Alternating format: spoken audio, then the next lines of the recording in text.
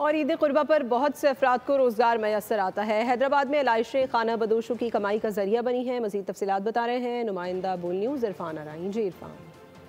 ईद उल अज़हा पर municipal corporation हो या कचरा उठाने वाले इदारे हों, उनकी जानिब से बेहतरीन इकदाम करने का दावा किया गया था। एक जानिब तो हमें शहर में जगह जगह आलाइशें नज़र आ रही हैं, दूसरी जानिब इन्हीं आलाइशों से रोज़गार कमाने वाले जो अफराद हैं वो हमें नज़र आ रहे हैं कि वो चर्बी निकाल रहे हैं या आटे निकाल रहे हैं और फिर वो बेचकर अपनी ज़िंदगी का गुज़र सफ़र जो है उसको बेहतर बनाने की कोशिश कर रहे हैं। यहाँ पर कुछ लोग जो हैं वो चर्बी निकाल रहे हैं, हम उनसे बात करते हैं।